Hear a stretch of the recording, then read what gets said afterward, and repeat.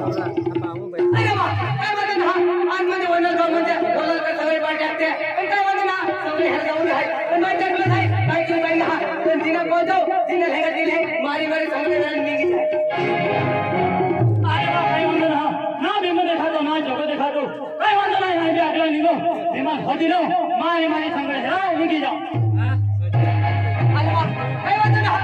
तिने ऐकिया पण तिने काय नाही मिळालं काय केलं काय नाही आणि आपल्याकडे काय केलं ना तिने ते किती खेळले आहे आणि काम की थोडी थोडी बसलं निघी अरे वा काय म्हणते ना भीम देखातो ना जोग देखातो पण आगला केली नाही यारी क्या लागलो अंतारी मारी मारी बदला निघी जाओ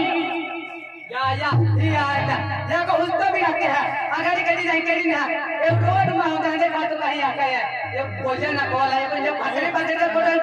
ये अम्मी आकड़ा अरे काय म्हणतो अरे बेन बोली जा रही है पण काय म्हणतो आम्ही ती बोली फटला जाऊ मामी हेंगा मी जाय अरे अरे दिवाळी हेरा निघी जाऊ कुछ गरीब रे दोस्ता में आलो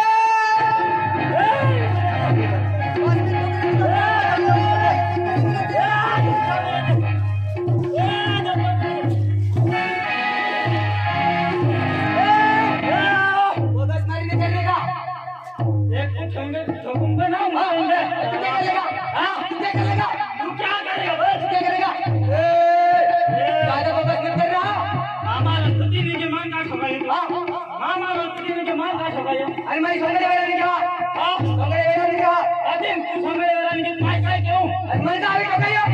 मामा रतुदी मान का ठोकाए हां मां छोड़कर तीनों मिल गए तूने इसमें केला जो होले तो काय होगा हमारे ए मां जैसे तो भीमो मिल गया तूने हां तो हमें सामने गाड़ी का जिंदा काय हमने गाड़ी का किलो जाते मत ना के तो हां अब तो पहुंच गए भाई का किलो चला यार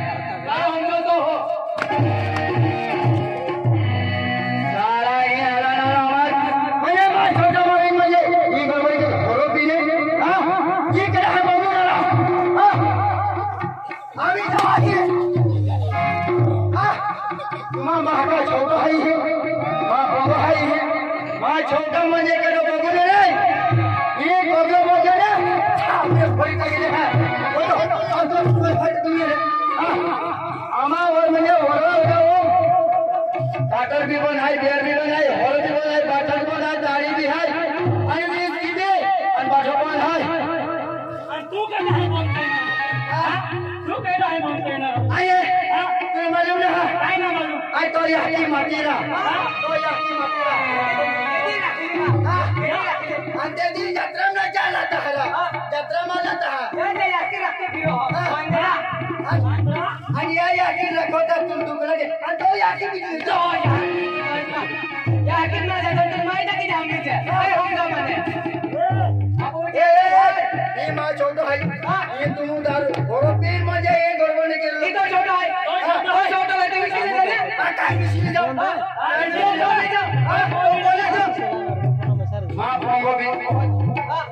मां पोंगो भी हो जाए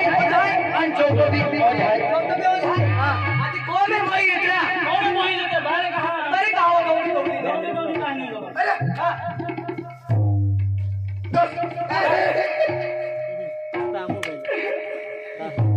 ए दोस्ता